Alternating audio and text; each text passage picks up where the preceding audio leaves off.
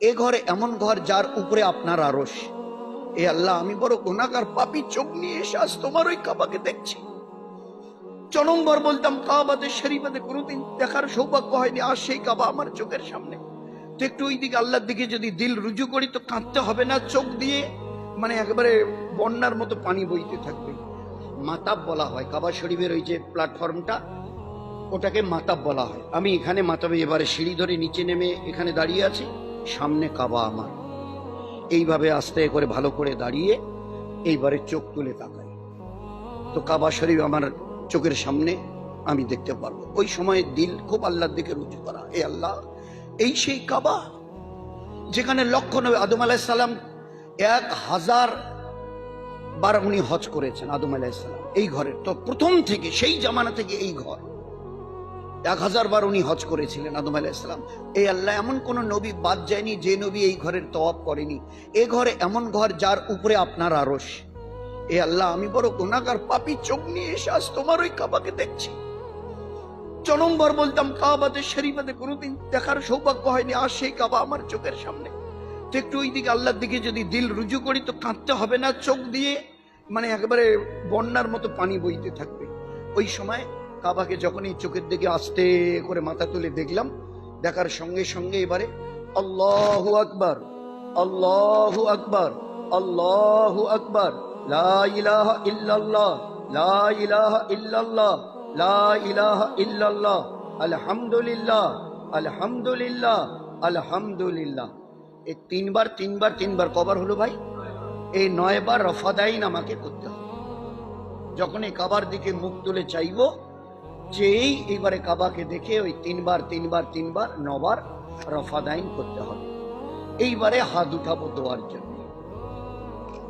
হাত উঠিয়ে প্রথম যে দোয়াটা, যেটা সবাই মুখস্থ করে নি, ছোট্ট একটা লাইন, এ আল্লাহ, আজকের দিন থেকে নিয়ে আমার মৃত্যু অবধি যত দোয়া আমি করব সব যেন তোমার কাছে কবুল হয়। আল্লাহর নবী সাল্লাল্লাহু আলাইহি ওয়াসাল্লাম বলতেন, প্রথম যখন তুমি কাবাকে দেখবে ওই সময়ে এমন ভাবে তুমি দোয়া চাও যেন তোমার কোনো দোয়া বাদ না যায় চাইতে, কারণ প্রথম দেখায় যে দোয়া করা হয় এই দোয়া আল্লাহর কাছে কবুল হবে হবে হবে হবে হবে। এ দোয়ার তোমার রদ যাবে না। প্রথম যখন কাবাকে তুমি দেখবে প্রাণ ভরে দোয়া চাও, যেন পরে আফসোস করতে না, এই দোয়াটা চাইনি। আধা ঘন্টা, পৌনে ঘন্টা, ঘন্টা, তারও বেশি দিল খুলে দোয়া চাও, প্রাণ ভরে, যেন কোনো জিনিস চাইতে বাকি না থাকে। আমার সাথী ভাইরা পাশে আছেন, ওনাদের আধা ঘন্টায় দোয়া হয়ে গেল, আমি তখনও দোয়া করছি, আরো 2 ভাই দোয়া করছে।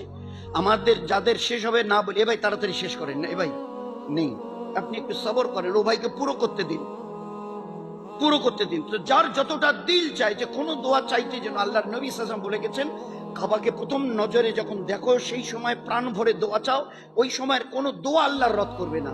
তো প্রথম দোয়া চাবার আগে শুরুতে ওই দোয়াটা, এ আল্লাহ, আজকের দিন থেকে কিয়ামত পর্যন্ত যত দোয়া আমি চাইবো সব যেন কবুল হয়।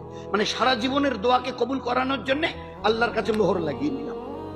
এইবারে আপনার দিল ভরে আপনি দোয়া চান। দোয়া শেষ হয়ে গেল। দোয়া শেষ হওয়ার পরে এবার প্রথম কাজ আমার আল্লাহর ঘরকে তওয়াফ করা।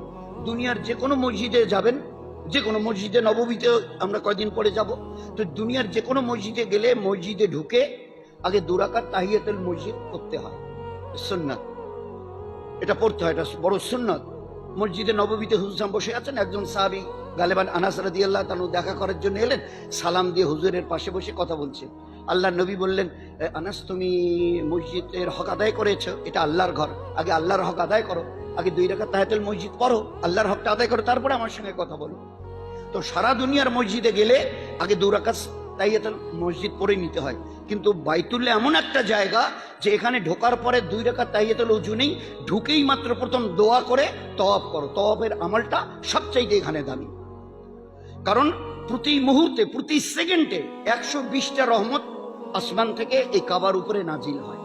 যারা তওয়াফ করেন, তওয়াফ মানে 7 চক্কর, যারা তওয়াফ করেন তাদেরকে 60টা রহমত দেওয়া হয়। যারা নামাজ পড়েন, কোরআন পড়েন, জিকির আজগার করেন, দোয়া কান্নাকাটি করেন, তাদেরকে 40টা রহমত দেওয়া হয়। আর যারা চুপচাপ বসে থেকে কোনো একটা জায়গায় বসে কাবাকে শুধু যদি দেখে তো তাদেরকে 20টা রহমত দেওয়া হয়, শুধু দেখনেওয়ালাকে 20।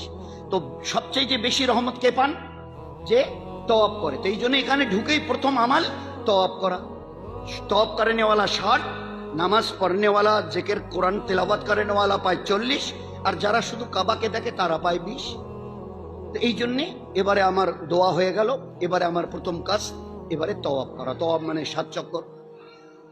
একটা কথা এখানে মনে রাখবো, তওয়াফের জন্য, নামাজের জন্য ওযু, বলেন বলেন, নামাজের জন্য ওযু করা ফরজ, তওয়াফের জন্য ওযু রাখা ফরজ।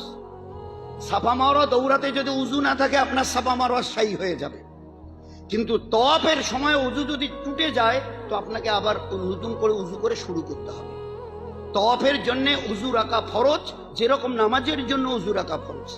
তো আমার এবারে দোয়া হয়ে গেল, আমি এবারে তওয়াফের জন্য যাচ্ছি।